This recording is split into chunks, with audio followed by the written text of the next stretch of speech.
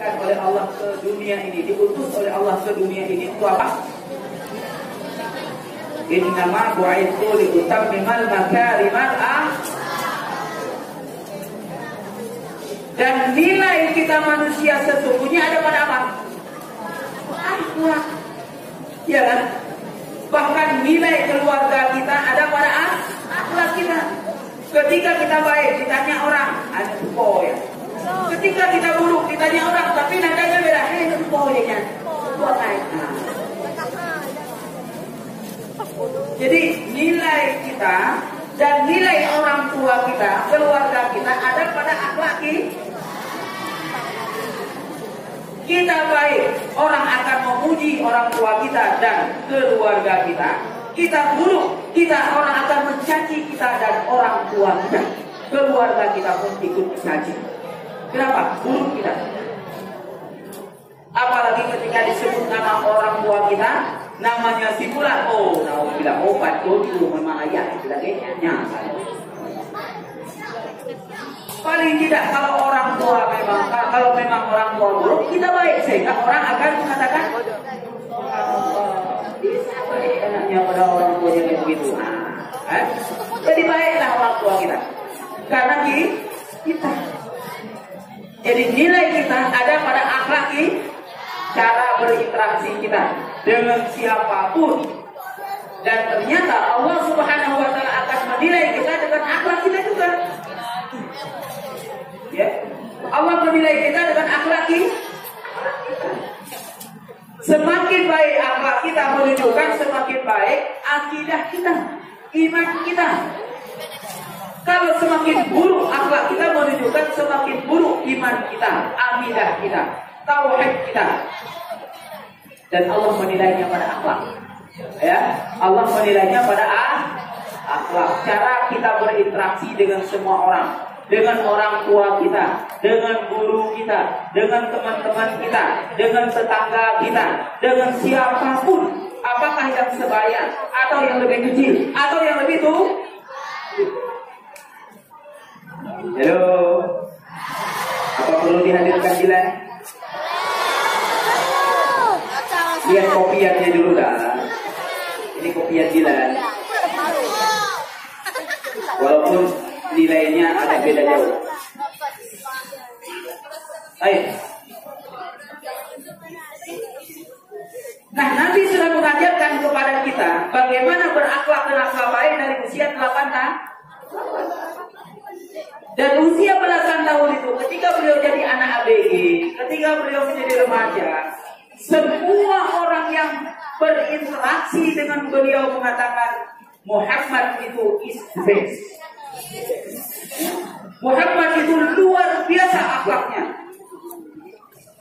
memiliki sebuah power yang luar biasa pada diri Nabi dengan akhlak.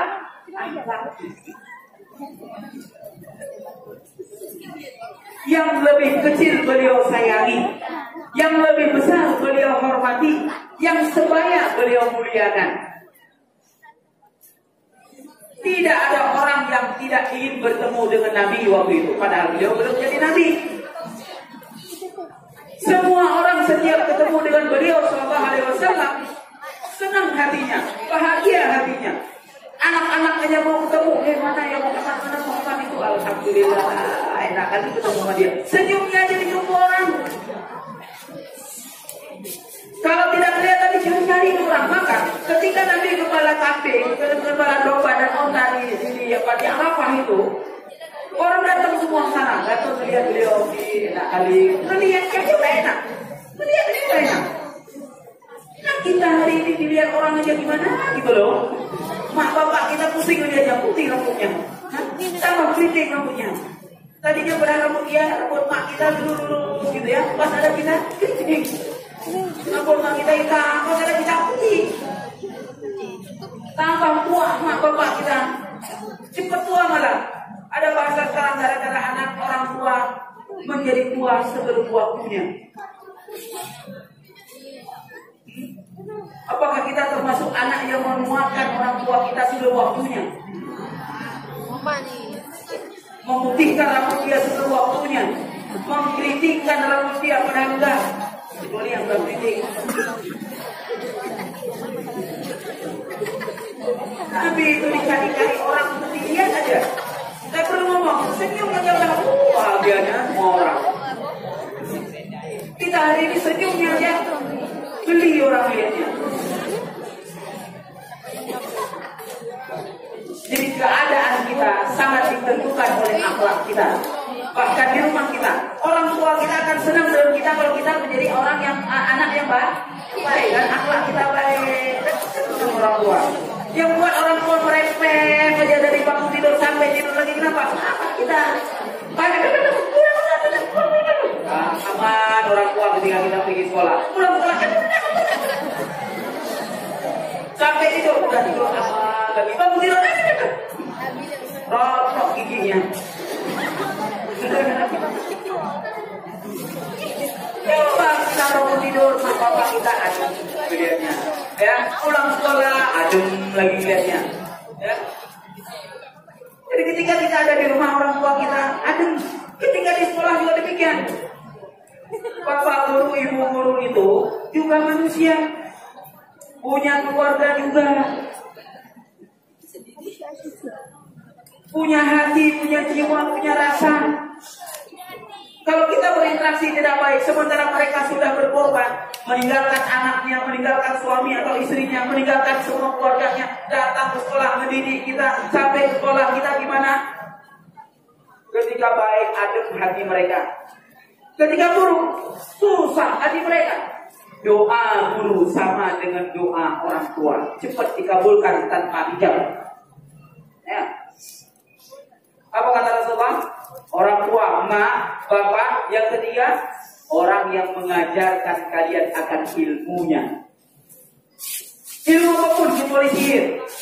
Karena dalam Islam itu tidak boleh sihir. Selain daripada sihir, semuanya ada dalam Islam dan dibahas. Fisika, biologi, matematika. Bahkan ilmu matematika itu sebelum ayat surah An-Nisa turun, orang-orang belum tahu apa itu ilmu aljabar. Hitungan waktu itu hanya ada 1 sampai 9, gak ada 10, gak ada 0.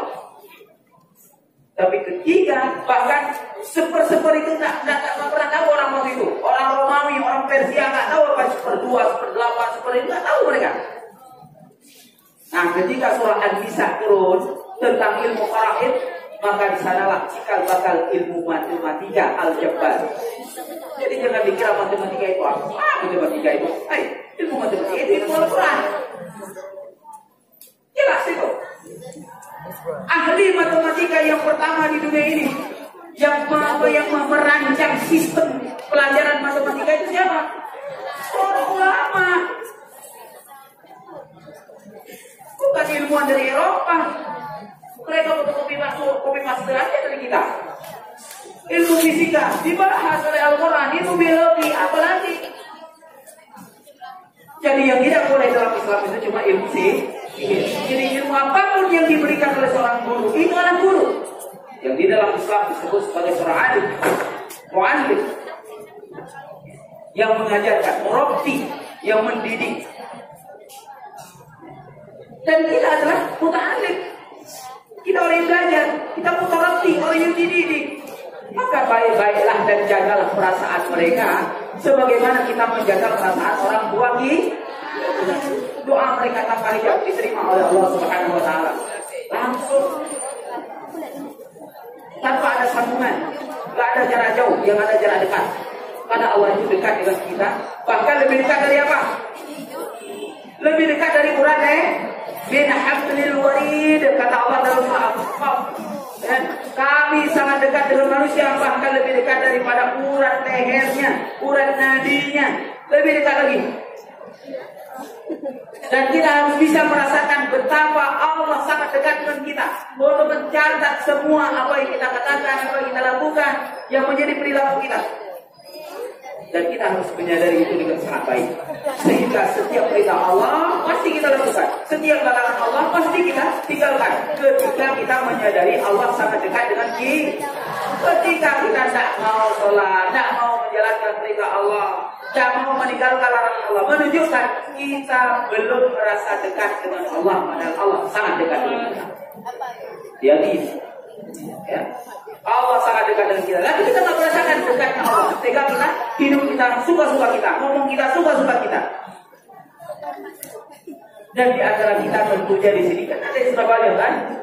Apalagi kalau sudah balik itu berarti sudah mukallaf, bukan mu'allaf. Mukallaf itu bukan mu'allaf. Janganlah jadi mu'allaf. Ini mukallaf harus dibilang mu'allaf. Padahal dari lahir sudah Islam, dari keluarga Islam, orang tua Islam, semuanya muslim. Baik teman-teman, insyaallah dimuliakan oleh Allah Subhanahu wa taala. Pada tadi yang kata ada di sini ya, ada di sini ada pertanyaan silakan.